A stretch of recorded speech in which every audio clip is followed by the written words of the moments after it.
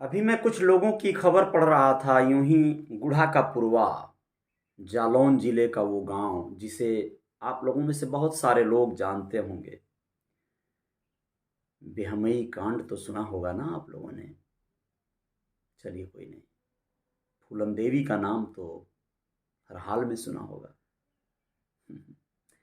मेरे लिए फूलन देवी एक युग है, एक पूरी परिपाटी, एक ऐसी अल्हड़ सी लड़की जो बीहड़ों में उसकी चीख या उसकी गर्जना, क्या कहें। समय के साथ आप जो चाहो अपनी सुविधानुसार वो शब्द, वो नाम दे सकते हैं। एक ऐसी लड़की जो, खैर बताते हैं क्या था, लेकिन आप लोगों को ये बहुत ज़रूरी है बताना कि वहाँ से कुछ खबरें आ रही हैं कि भाई वहाँ की बेटियाँ, पूनम निषाद नाम की दो बेटियाँ यूपीपी में यानी उत्तर प्रदेश पुलिस में भर्ती हो गई हैं। उनके पिताओं ने अपना अपना नाम, उनके पिताओं का नाम भी वहाँ पे है। तो कहा जा रहा है कि अब बेटियां मतलब पढ़ रही हैं, बढ़ रही हैं, आगे बढ़ रही हैं। वहाँ की एक बेटी और भी जो अंजलि है, पहले सीआईएसएफ वगैरह में भर्ती हो चुकी है। ठीक है, ये बहुत अच्छी बात है, बहुत बड़ा बदलाव है, बहुत समय ने करवट लिया है और बहुत बड़ी सुविधाएं सरकार की हैं, सहूलियतें हैं। उनके माता पिता की बहुत बड़ी काबिलियत है और उन्हें धन्यवाद है कि उन्होंने अपने बच्चों को इस योग्य बनाया है। चाहे जैसे भी प्रेरणा देकर उन लोगों ने उन बच्चों के भविष्य को आज बिल्कुल उज्जवल कर दिया। नौकरी करना अगर इतना ही उज्जवल है तो ठीक है, उनका जीवन सिक्योर हो गया, सुरक्षित हो गया, एक सशक्त बल का जो है हिस्सा बन गई वो। कहाँ डाकू, कहाँ पुलिस। है ना मजे की बात। तो देखिए, मैं ये कहना चाहूँगा आप लोगों को कि बड़ी विडंबना है। हम सबको नहीं समझा पाएंगे, हम सबको यह बात का मुझे सफाई भी पेश नहीं करना है कि मैं किसका हूँ और कौन मेरा है, मैं किसके लिए काम कर रहा हूँ, कौन मेरे काम आएगा। कोई बहुत बड़ी बात नहीं है। बड़ा गजब का रहस्य लोक है। इस दुनिया में हम सब यात्री हैं। इन यात्रियों में कोई बड़ा तुर्रम बन जाता है, कोई बड़ा विशेष बन जाता है, कोई बड़ा चतुर बन जाता है। अलग अलग भांति के लोग हैं यार। कोई जानता है कि यात्रा में क्या क्या आवश्यकताएं पड़ेंगी, क्या क्या संसाधन मिलेंगे, क्या क्या सुविधाएं मिलेंगी। कुछ लोग यात्रा में जाते हैं, उनका ध्यान दूसरों के सामान पे होता है या बाजार में बिकने वाले सामान पर होता है। वह धाम पर गए हैं, तीर्थ पर गए हैं, भगवान की तमाम श्रद्धा और तमाम आशीष लेने गए हैं, बटोरने गए हैं। लेकिन उन्हें कई बार तो गिरा हुआ कोई चीज, किसी का रुपया पैसा गहना मिल जाए तो भी वो उससे लेने से नहीं चूकते। कई बार तो चुराते हैं लोग ना, तीर्थों पे, धामों पे आप लोग जानते होंगे बहुत ज्यादा चोरियां होती हैं, पॉकेट मारियां होती हैं। वो भी कोई लोग होते होंगे ना कि हाँ चलो वो तीर्थ लग रहा है, मेला लग रहा है, भगवान के श्रद्धालु आ रहे हैं, उनके सामान चुराने हैं। देखिए ना मानसिकता। श्रद्धालु बनकर गए हुए लोगों में से भी कुछ लोगों की हालात ऐसे होते हैं कि उन्हें कोई अवसर मिले तो वो न छोड़ें। चप्पल चुराने से नहीं चूकते हैं लोग यार। जूता अच्छा मिल गया तो अपना कबाड़ा छोड़ के उसका अच्छा वाला पहन के चल देते हैं। मैं जो कहना चाह रहा हूं, मतलब आएंगी, समझ में आएंगी, आएंगी बातें। तो होता क्या है कि यहां बहुत यात्री हैं, बहुत चतुर चतुर एक से एक लोग हैं।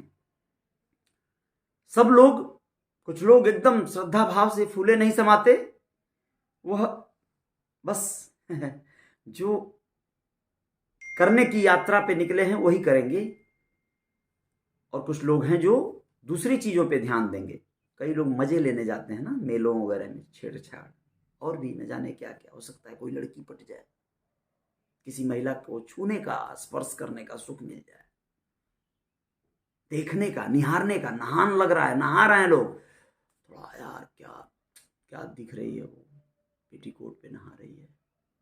बहुत सारी चीजें मिलती हैं।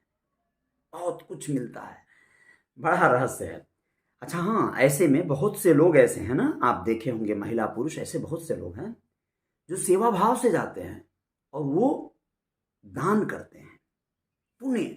उन्हें लगता है दान बिल्कुल जरूरतमंदों को, याचक को, तमाम बैठे दीनहीन भिखारियों को दान करते हैं। उनकी सोच अलग है थोड़ी।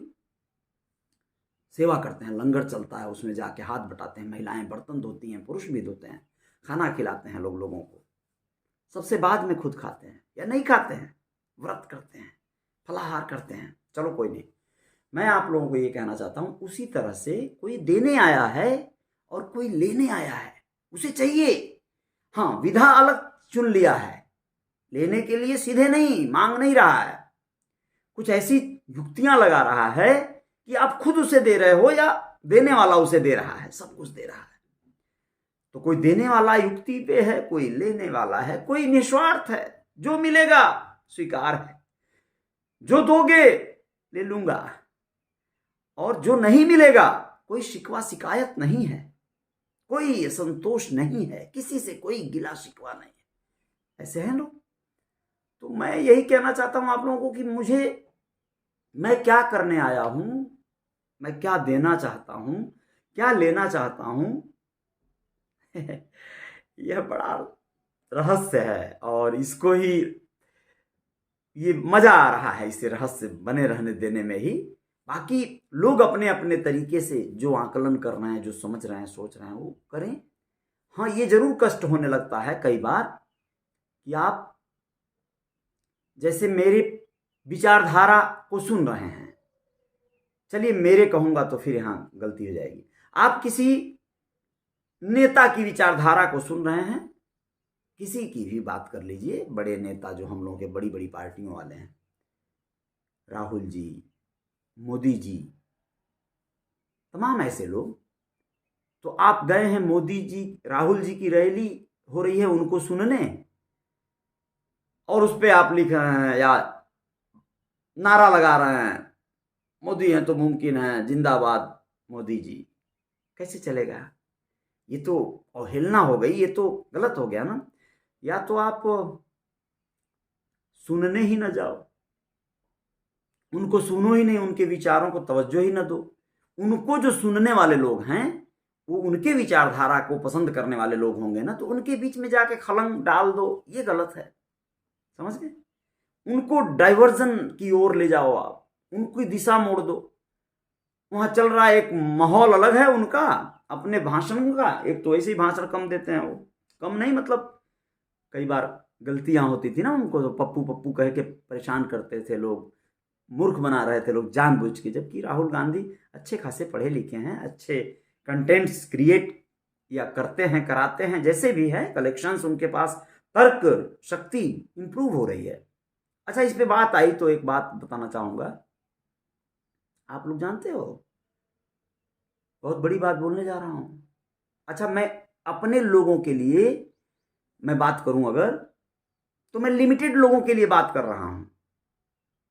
मैं बहुत छोटी संख्या में लोग हैं मेरे विचारों को जानने और समझने की शक्ति रखने वाले, बाकी बस नारा लगाने वाले लोग हैं। और नारा दूसरे का, मेरे विचारों में आके दूसरे का नारा लगा दोगे, तो जब दूसरे का नारा लगाओगे तो वो मेरे विचार मिथ्या हो गए, बेकार हो गए भाई। सुन रहे हो या नहीं सुन रहे हो मुझे, और आपने कुछ भी नारा लगा दिया कमाल की बात है ना। मतलब आपका माइंडसेट कुछ और है। जैसे मान लो कोई शराबी है, वो आया है कीर्तन में, जागरण में, जगराते में बैठा दिया गया है कहीं से पकड़ के लाके, और वहां पे तमाम प्रसाद वितरण हो रहे हैं, और वो बोल रहा है दारू कब मिलेगा, मुर्गा कब मिलेगा, फ्राई। तो अजीब लगेगा ना कि इसे मुर्गा महफिल में जाना था, यार यहाँ पे मदिरा महफिल का आदमी यहां कहां आ गया, और वो यहां आ गया तो ये सुधर ही जाएगा, बदल ही जाएगा। मतलब हो भी सकता है बदल जाए, लेकिन उतना बदलने वाले व्यक्ति के अंदर वो पेशेंस, वो धैर्य रहेगा नहीं रहेगा, ये भी बहुत बड़ी बात है। तो मैं यही कह रहा हूं कि मैं कुछ लोगों के लिए लिमिटेड एडिशन हूं, या लिमिटेड एडिशन के लोग मुझे चाहिए। और मैं बात आई राहुल जी के उस विषय पे, मैंने कहा जब कि वो उनको जानबूझ के लोग भरमा रहे थे, पप्पू या कुछ भी मूर्ख बनाने का प्रयास कर रहे थे, जबकि वो एजुकेटेड हैं, पढ़े लिखे हैं, उनके अंदर भी तर्क करने की और कंटेंट्स यानी कि जो मुद्दे हैं उनको उठाने की क्षमता है। यार आप जानते हो, ये जो लड़कियों की बात कहा मैंने कि ये जो पुलिस बन गई, सिपाही बन गई, सीआईएसएफ में चली गई, या राहुल गांधी को मूर्ख बनाने का प्रयास किया जा रहा है, तो ये बहुत बड़ी बात मैं कह रहा हूं दोस्तों। जिन बच्चों को, देखो राहुल जी के और मोदी जी की उम्र में फर्क है ना, तो अभी आप समझ जाओगे, मेरी जो बात है उसको समझ जाओगे। जिन बच्चों को सही गाइडलाइन में, सही मार्गदर्शन में, सही देखरेख में, सही डिसिप्लिन में, बेटा ये नहीं करना है, नहीं, तुम कहां रह गई थी, तुम किससे बात कर रही थी, किसको ताक झांक कर रही थी, तुम कहां रात में रुके थे, बेहुदा मारूंगा जूता से अगर तुम दोबारा गए उसके साथ में घूमने। तो इस तरह के जो अनुशासन युक्त माहौल में बच्चे पलते हैं और सही समय से वो पढ़ा लिखा कर या नहीं पढ़ा लिखा कर सही काम पर लगा दिए जाते हैं, सटीक उम्र से सही काम पर लगा दिए जाते हैं, तो उन्हें उनके जीवन में एक पाथ मिल जाता है, एक राह मिल जाती है, एक उद्देश्य मिल जाता है, और फिर वो स्मूथ अपने काम को करते करते उसमें दक्ष हो जाते हैं। लेकिन जिन्हें सही गाइडलाइन नहीं मिल पाया, जिन्हें सही गार्जियनशिप नहीं मिल पाया, जिन्हें सही मार्गदर्शन नहीं मिल पाया, किसी कारण से उनका बाप जेल चला गया है बचपन में ही, उनका बाप मर गया बचपन में ही, मां मर गई, वो मामा के घर में पले, वो चाचा के देखरेख में चाची के उलाहने सुन के पले, खाना कम ताना ज्यादा मिला, ऐसे माहौल में विकृत एक अलग तरह के स्थिति में जो बच्चे बड़े हुए,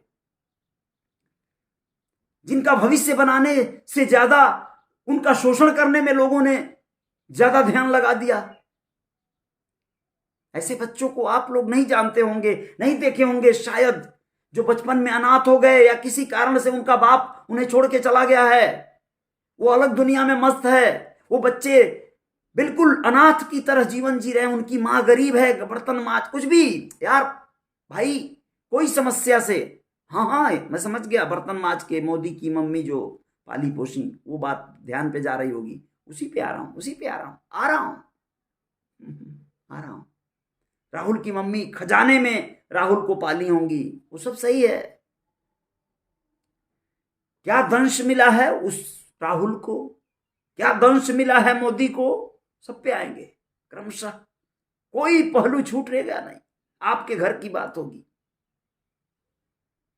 तो जो बच्चे सही डिसिप्लिन में पालकर पोषकर देख रेख में सही समय पे सही जगह पे लगा दिए गए, लग गए, वो दुनिया के को देखने का एक अलग स्थिति बन गई उनकी, उनका सिक्योर हो गया, ये नौकरी मिल गई, इस नौकरी से बीवी भी अच्छी मिल जाएगी, शादी हो जाएगी, दहेज के तो खैर अच्छे खासे गाड़ी तो दहेज से ही मिल जाएगी, फॉर्च्यूनर वगैरह, या छोटी कार बढ़िया आजकल वो आई है, ग्रैंड विटारा आई है, रेंज रोवर जैसी दिखती है, अच्छा है, ठीक ठाक। तो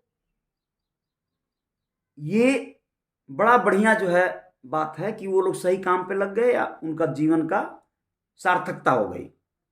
लेकिन जो बच्चे अनाथ या बगैर गार्जियनशिप के बड़े हुए, वो भी कई बार सही समय पे सही जगह पे लग जाते हैं, भले उनको शोषण करने के मकसद से किसी ने बचपन से ही थूरना शुरू कर दिया, पीटना शुरू कर दिया, गाली देना शुरू कर दिया, लोहार की दुकान पे लगा दिया, कचरा साफ करने में लगा दिया, उन्हें चाय बेचने में लगा दिया, मजबूरी बस लगे कि उनके सामने विकल्प नहीं था, पढ़ना लिखना नहीं हो पाएगा, वो गरीब हैं, बता दिया गया उनका बाप नहीं है भाई पढ़ाने के लिए, फीस भरने के लिए, चलो ये काम करो, मैला उठाओ, कचरा उठाओ।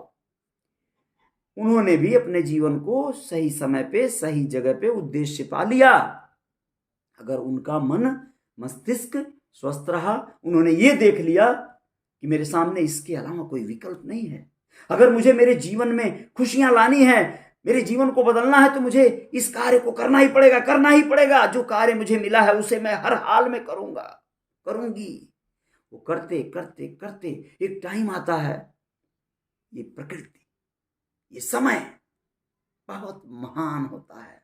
उनके जीवन में ऐसे मोड़ आते हैं, उनकी शादी हो जाती है, या कोई जीवन साथी मिल जाता है, या कोई किसी के हाथों बेच दी जाती हैं लड़कियां, लड़के कहीं पे गिरवी रख दिए जाते हैं, नौकर बना दिए जाते हैं, और वो सही रास्ते पे कभी कभी चले जाते हैं, नौकर बन के चले जाते हैं, वेश्या बनकर कभी कभी लड़कियां बाजार से निकलकर कभी कभी किसी के महलों में, दिलों में चली जाती हैं, या सही संयोग से उन्हें समझ आ गया, वो पढ़ लिख रही हैं, अपने मेहनत कर रही हैं, मजदूरी कर रही हैं, पढ़ाई कर रही हैं, कोई संस्थान की तरफ बढ़ रही हैं, एक प्लेटफॉर्म मिल गया, एक सही आदमी मिल गया, कोई संस्था, कोई मंच मिल गया, कोई व्यक्ति मिल गया, उन बच्चों का सदुपयोग हो गया, वो सही दिशा में कार्य करने लगे और वो अपने मकसद, अपनी मंजिल को छू लिए, आसमान की ऊंचाइयों को तय कर लिए। कोई पार्टी मिल गई, कोई संस्थान मिल गया, संघ मिल गया, तो व्यक्ति, एक गरीब का बच्चा, चाय बेचने वाले व्यक्ति का बच्चा, झाड़ू पोछा करने वाली मां का बेटा प्रधानमंत्री नरेंद्र मोदी बन गया। वो अब किसका दोस्त है, क्या बेच रहा है, देश बेच रहा है, कारखाना बेच रहा है, उस पद पे जाने के बाद आप क्या क्या बेचोगे, क्या क्या करोगे, वो पद की गरिमा है, पद का महत्व है, पद की महानता है, राजा बनने के बाद की फीलिंग है, होता है। समझ गए बात? आप राहुल गांधी ने जो दंश झेला, उस दंश की बात करोगे, बहुत सुखमय माहौल, बहुत हार्डवर्ड, तमाम यूनिवर्सिटी, तमाम, बात समझ गए, बहुत ज्यादा जो है लकदक, मोतीलाल नेहरू के जमाने का वो ऐशो आराम, उस परिवार का वो खानदानी रईसी, राजीव गांधी, सोनिया गांधी, इंदिरा गांधी, एक ऐसा माहौल, और उसी माहौल में घटनाओं का होना, इंदिरा गांधी का मरना, गोलियों से छलनी होकर, उस चीज को फील करने वाला, जानने वाला एक बच्चे का दिमाग में बचपन से कुछ चीजें अंकित हुई, जो भी हुई। आप कहोगे क्या अंकित होंगी, उनको क्या फर्क पड़ता है, वो तो गोली चलाने उन्होंने गए थे। नहीं, डर, दहशत, दर्द, कुछ भी अंकित हो सकता है। फिर एक समय पिता का मरना, पिता की चिता को आग देने वाले परिजनों में, बच्चों में इस बात का संदेशा जाना कि मेरे पिता को बम से उड़ा दिया गया। इस तरह के दंश और दर्द लेकर एक माहौल में बड़े होने वाले बच्चे की स्थिति, विरासत में मिली राजनीति जिसे कहते हैं, वो परिभाषा अलग है। एक पिता अपना साम्राज्य बनाता है, अपने आप को ताकतवर बना लेता है, जैसे कई लोग हैं, मुलायम सिंह यादव, लालू यादव, डॉक्टर संजय निषाद, ये लोगों ने अपना गढ़ बनाया है। ऐसे तमाम नेता हैं यार, एक दो नहीं है। ये नेताओं ने अपना पहले अपने आप को मजबूत, बाहुबल और तमाम धन संपदा से लैस बड़ी बड़ी पार्टियों का सूरमा बनाया, आला कमान बनाया इन लोगों ने। कई लोग हैं, नाम गिनते रह जाओगे आप। बाद में उनके बच्चों ने आसानी से उसमें प्रवेश कर लिया, उस गढ़ का जो है उनको राजाभिषेक हो गया, उस गढ़ का राजकुमार का तमगा मिल गया, बना बनाया पूरा व्यवस्था, सल्तनत। हरिशंकर तिवारी हैं यहीं पे गोरखपुर में, उनको भी बना बनाया एक व्यवस्था मिली। बच्चे तो ठीक है, ऐश आराम, चाउमीन, बर्गर, घूम घूम खूब अपना खाए, मस्त। जवान जब थे, युवा जब थे, किशोरावस्था में जब थे, अपने दोस्तों के साथ खूब सारी पार्टियां अटेंड किए, जैसा कि सबके किए हैं। सारे नेताओं के जो बच्चे हैं वो सारे सुख और ऐश्वर्य भोगे हैं, राजाओं के बेटे हैं ना ये। भले राजा बनने में उनके पिता की एड़ियां घिस गई हों, मतलब बहुत मशक्कत करनी पड़ी हो, लेकिन वो राजा हैं, राजा के बेटे हैं। राजा उनके पिता बने, मशक्कत से बने, युद्ध लड़े, तमाम यातनाएं सहकर जेल जाकर बने, लेकिन ये बच्चे जो है आसानी से प्रमोट कर दिए गए। जो जनता है वो आगे बाप, अरे हमारा राजा, अरे हमारा राजा। वो जनता सिर्फ इसलिए राजा बोल रही है उस बच्चे को क्योंकि वो उसके पिता की चाटुकारिता कर रही है, उसके पिता के एहसानों तले दबी है जनता। तो ये आसानी से राजगद्दी पा गए लोग। लेकिन राहुल गांधी के साथ ये नहीं हुआ। राहुल गांधी को बनी बनी राजगद्दी नहीं मिली। पार्टी ने कई खामियां, कई गलतियां, पार्टी के नेताओं ने कई एक ऐसी चूक कर दी थी तब तक, राजीव गांधी के गुजरने के बाद से लेके अब तक के इस दौर की बात कर रहा हूं जब कई बार सरकार में कांग्रेस रही। आप सब लोगों को पता है, लगातार 335 साल तक जो है कांग्रेस की शासन सत्ता, लोग जो 70 साल कहते हैं वो वाया वाया रेफरल देते हैं, ठीक है, लेकिन बरसों बरस तक सत्ता कांग्रेस आसीन रही। निश्चित जैसे सेल्फ यानी इंडिपेंडेंट सरकार में रही 30-35 साल, बाकी वो 70 साल ठीक ही है, गठबंधन करके रही, दूसरी पार्टियों का भी उसमें वर्चस्व रहा।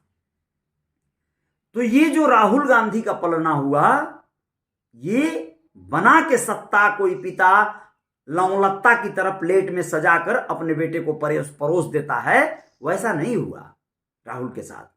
राहुल को पार्टी की बदलती बिगड़ती छवि के साथ अपनी छवि को जो बिगाड़ने के कार्य करने वाला एक तंत्र उनको लग गया, उससे द्वंद्व करना पड़ रहा है, जूझना पड़ रहा है, तिल तिल लड़ना पड़ रहा है।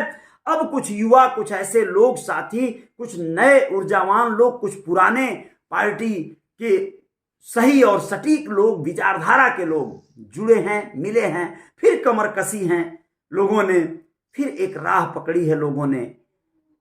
वरना ऐसे माहौल में, इतनी यातनाओं में बहुत से बच्चे बहुत सा रुख बदल देते हैं, दिशा ही बदल देते हैं, छोड़ देते हैं। आप लोगों को पता होगा, संजय गांधी राजनीति में और इस देश को चलाने की पूरी जो है संरचना करने वाले लोगों में से थे। अपनी माता के रसूख का पूरा उन्होंने उपयोग किया और लाभ उठाया। जो मैं कह रहा था कि विरासत में संजय गांधी को कहा जा सकता था कि राजनीति उनको मिल रही थी, लेकिन समय ने, काल ने उनको अपने गाल में समय से पहले ले लिया। लेकिन आप लोग जान लीजिए कि राजीव गांधी तो राजनीति में चाहते ही नहीं थे आना। जिस तरह से सही कहा जाए तो उद्धव ठाकरे भी नहीं आना चाहते थे। बाला साहब ठाकरे, बाल ठाकरे के बेटे, उनका भी पैशन अलग था, लेकिन राजनीति में आना पड़ा। अब ये लोग सही तरीके से कितना दिन चलाए, क्या किए, आप लोगों के सब सामने है। तो जो बनी बनाई व्यवस्था मिल जाती है बच्चों को, वो अलग तरह का शासन सत्ता में आते हैं और खत्म भी होते हैं समय से। कई बार कुछ लोग छा लेते हैं। रमापति राम त्रिपाठी या पता नहीं क्या नाम था उनका, उनके बेटे शरद पांडे का आप लोग जानते ही हैं हाल, जूता कांड याद है ना, जूता चलाए थे, मारे थे जूता जो। तो बनी बनाई परिपाटियां हैं, बने बनाए एसेट हैं, बने बनाई राजनीतिक विरासत है। लेकिन राहुल गांधी के साथ विरासत नहीं है दोस्तों। आप उनको जब बात आती है तो कहते हो इंदिरा गांधी के पोते थे, राजीव गांधी के बेटे, और उनको तो बहुत बना बनाया राज मिल गया है। नहीं नहीं नहीं, गलत हो जाएगा। वो आदमी अपने दम पे लड़ रहा है, उसे मिटाने का, उसे खत्म करने की सारी युक्तियां, विरोधियों की सारी रणनीतियां चल रही हैं, लेकिन वो व्यक्ति आज अकेला है। न उसकी दादी, न उसके पिता, कोई नहीं है। बहन है, छोटी है, और राजनीति से कहीं ना कहीं अलग थलग सी दिखी। बहुत वर्षों तक शादीशुदा जीवन, जो कुछ भी है, देखिए स्पष्ट है भाई। लेकिन यह बच्चा जिस माहौल में पल के अपने आप को आज बूढ़ा कर रहा है, चाहता तो शादी विवाह करके जाके हनीमून मस्त एंजॉय और मजे लेता जीवन का, लेकिन एक संकल्प, एक नशा देखिए, आना है तो आना है, देश की सेवा करनी है, देश के लिए जीना है। माता, पिता, परिवार, सब लोगों ने त्याग किया है। उस त्याग की पराकाष्ठा को पार कर देंगे। ये है राहुल। तो मैं आता हूं उन विषयों पे, उन बातों पे। फूलन देवी जी से बात उठी थी, फूलन देवी के साथ ऐसा क्या रहा क्या नहीं रहा, आप लोग आकलन कर लीजिएगा। फूलन देवी किन माहौल में पली बढ़ी, कितनी असंतोष के साथ एक बच्ची छोटी सी बड़ी हुई, कितना उसके अंदर उसको समय से खाना मिला कि नहीं मिला, कपड़ा कितना है था उसके पास पहनने के लिए, उसका चिड़चिड़ापन क्यों हुआ, वो क्यों इतनी पागल सी, एकदम अलग तरह की मतलब गति में, एक अलग दिमाग में उनके क्यों वो सब चला गया। उस बच्ची के साथ क्या क्या हुआ, उस बच्ची के पिता का क्या रोल था उसके जीवन में, मां का क्या भूमिका था, इन लोगों ने कैसे पाला उस बच्ची को, या अन्य बच्चों को पालती कैसी हैं माताएं, पिता लोग। ये आप लोग आज भी देख सकते हो, गांव में जाओ और देखो, बहुत से ऐसे पिता हैं जो सुबह से शाम तक सिर्फ पीता है, गालियां देता है बच्चों को, मारता है, पटक पटक के मारता है, छोटी छोटी गलतियों पर, छोटी छोटी त्रुटियों पर। तांडव का माहौल होता है, दहशत का माहौल होता है। घर में, घर की बात कर रहा हूं, उसके बाद घर के दहलीज से बाहर निकलते ही या तो बच्चों को थोड़ा सुकून मिलता है, कोई उनके जख्मों पे हाथ फेरता है, फिर वो पिघल जाते हैं, या फिर उसी समाज से और रुष्ट हो जाते हैं और क्रुद्ध हो जाते हैं, नफरत सी हो जाती है। फूलन जी के साथ क्या हुआ, क्या कि वो बच्ची धीरे धीरे बड़ी हो रही थी, चिड़चिड़ापन और तमाम चीजें, और नहीं रहता चिड़चिड़ापन तो क्या फिर होता, यातनाएं, या फिर वो जो लोग चाहते वो उन्हें दे देती। लोगों ने चाहा कि बस वो उनके साथ वो झाड़ियों में चले तो झाड़ियों में चली जाती, उसे छेड़ते लोग और वो सह जाती। तो फूलन ठीक थी, उसके सामने विकल्प नहीं थे पुलिस बनने के, सिपाही बनने के। कोई आज जब उससे तुलना करके ये कंपेयर करेगा कि पुलिस डाकू बन गई फूलन, हमारी बेटी पुलिस बन गई, तो तुमसे और फूलन के पिता से और उसके पारिवारिक बैकग्राउंड से भी तुलना होगी। तुम कौन हो, तुम जो भी हो, तुम अपना भी आकलन करो। अपने बच्चों को तुमने क्या दिया, प्यार कितना दिया, कैसे पाला, और उनको कैसे पाला गया, ये भी आकलन करना होगा। किस माहौल में पली, उस समय का समय कौन सा था, उस समय के डाकू कौन से थे जो आते थे डकैतियां डालने, जो लोग बेटियों पर, अशमत पर, इज्जत पर हाथ किस तरह डालते थे। बहुतों की बेटियां इज्जत लुटवा कर सब सह गईं, सारे दंश झेल गईं, सुसाइड कर ली। फूलन ने नहीं किया, दंश नहीं झेल सकी, आत्महत्या नहीं की, मार दी।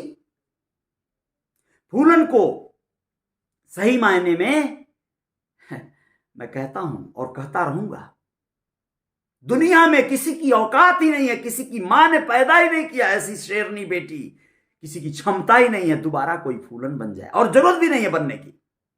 इस समाज की भी जिम्मेदारी है कि वो कोई दूसरा फूलन पैदा न करे, अवसर न दे। फूलन के साथ जो यातनाएं हुई, वो यातनाएं अगर हो जाए किसी के साथ, तो फूलन नहीं, पूरे गांव को फूंक देने की जो है जरूरत होती है, और होनी चाहिए। किसी गांव में इतनी बड़ी घटना घट जाए, उस गांव के किसी को जीने का अधिकार नहीं है, किसी को नहीं। उस गांव का जर्रा जर्रा दोषी है। गांव में ऐसी घटना घट जाए, गांव होता है, सारे गांव को संगठित होकर विरोध करना चाहिए ऐसी घटनाओं का, कि उनके गांव में किसी को 14 दिन तक बलात्कार किया जाएगा, किसी बेटी का, किसी बेटी को रखकर वहां पे शोषित किया जाएगा, ये नहीं होना चाहिए। तो फूलन की स्थितियां अलग थीं और आपकी स्थितियां अलग हैं। आप अलग माहौल में पली हैं, आप सिपाही बन गई, दरोगा बन गई, कलेक्टर बन जाएं, आप बहुत बड़े आगे आप और तमाम आयाम तय करें। आपको तमाम जीवन की अनंत बधाइयां, तमाम शुभकामनाएं, लेकिन तुलना नहीं। आपका जीवन अलग है, उनका जीवन अलग था, उनकी दुर्दशाएं, उनकी समस्याएं अलग थीं। दोस्तों, अंत में आप लोगों से यही कहना चाहूंगा, आप लोग समझिए इस बातों को, कि आप लोग जिस तरह का अपने बच्चों को लाड प्यार दुलार जो कुछ भी दे रहे हैं, आपके सही मार्गदर्शन में वो बच्चे पले बढ़े, सही समय पर सही काम पर लग गए, उनका भी बुद्धि विवेक सही रहा, तो वो आपको जीवन में तमाम सुख और सुविधाएं दे देंगे। अन्यथा जिस बच्चे का वाचालपन या जिस बच्चे को ऐसे छोड़ दिया गया, वो छूट गया, वो जिम्मेदारियों से हट गया, अनुशासन को तोड़ दिया, अब अपने दम पे या फिर आपने पिता होने का दायित्व, गार्जियनशिप का दायित्व नहीं निभा पाया, आप सरेंडर कर गए, हार मान गए, तो वो बच्चा परिस्थितियों से अगर सही तरीके से, जो मैंने वो बात कही कि कुछ लोग नौकर बन के गलत लाइन में जाके भी सही समय पे सही जगह पहुंच गए, सही कार्य करके, सही बुद्धि विवेक लगा के सही समय पे उत्थान कर लिए, गरीबी में पल के भी, अमीरी में पल के भी, गरीबी में पल के भी।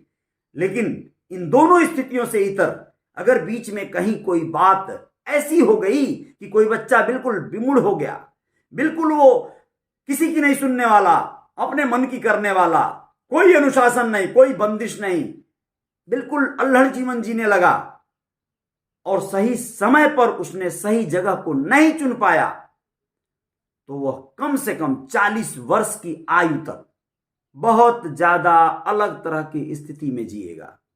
40 वर्ष की आयु के बाद उसमें चेतना आएगी, वो अपने, अगर जरा भी उसमें शर्मो हया, लाज लिहाज, जरा भी जीवन को लेके अगर कोई उत्सुकता जीवित होगी, बची होगी, तो 40 वर्ष की आयु के बाद वो असली कार्य करना शुरू करेगा और जीवन के अंतिम दौर में वो अपने आप को शायद स्थापित कर ले, शायद स्थापित कर ले किसी भी क्षेत्र में जिसमें वो चाहता है, लेकिन वो पहले नहीं कर पाएगा। जो शुरू में सही समय से नहीं कर पाया, फिर वो बीच में लड़खड़ा जाएगा, तमाम तरह के दुर्दशा और तमाम तरह की भोग विलासिता या यूं कहें कि दुख दारुण दरिद्रता का भान करते करते वो लड़ेगा, खत्म होने की कगार पे रहेगा। 40 साल की उम्र के बाद उसके अंदर एक आत्मसंतोष आएगा, उसे महसूस होगा कि वो अब तक जो किया वो क्या था, भ्रमजाल था। अब जो वो करे वो सही निर्णय शायद ले पावेगा और फिर वो 50 वर्ष अगर स्वस्थ रहा, 60 वर्ष स्वस्थ रहा, तो शायद वो कहीं अपने आप को अपने दम पे, अपनी युक्तियों पे, तमाम इन्हीं साधनों संसाधनों का सदुपयोग करके सिद्ध कर देगा। नरेंद्र मोदी वगैरह इसके उदाहरण हैं, देख लीजिए आप लोग, समझ जाएंगे आप लोग। ऐसा बहुत होता है, वो उम्र लग जाती है अनुभव बटोरने में, बीच में यात्राएं होती हैं, जिम्मेदारियां होती हैं। नरेंद्र मोदी भी नाम ले रहा हूं तो उनके न चाहने वाले ऐसा गलत ना समझेंगे, उन्होंने तो बहुत बड़ी जिम्मेदारियां वगैरह जैसे लेके चलने वाली बात नहीं किया। जिम्मेदारियों के बीच में अधीन फंसा हुआ व्यक्ति ऐसा होता है कि वो बीच में जो यात्राएं होती है ना, अगर बाल बच्चों परिवार में फंसा है तो वो उनकी जिम्मेदारियां पूरी करने में अपनी इच्छाओं के अधीन होकर, यानी कार खरीदना है, बुलेट खरीदना है, अरे यार मुझे चश्मा लगा के हीरो बनना है, महंगा कपड़ा पहनना है, तो इनमें वो परेशान रहेगा। लेकिन उस 40 साल की उम्र के बाद जब उसके सफेद बाल उसे एहसास करवाएंगे कि समय बड़ी तेजी से बीत रहा है, बेटा कुछ करो, तुम कुछ करने आए थे इस दुनिया में, तो फिर वो परिवर्तन शायद आ जाए, मानसिकता बदले और जीवन में वो जय जयकार करने हेतु पुनः एक बार खड़ा हो जाए। चलिए, बातें जारी रहेंगी, खत्म नहीं होंगी, विचारों का मेला है। अजय साहनी स्टार आपके साथ है, भले अकेला है, आप लोग बने रहिएगा रियल रिपोर्टर न्यूज पेज पे। जय जयकार तो होनी है। शुक्रिया। जय हिंद, जय भारत।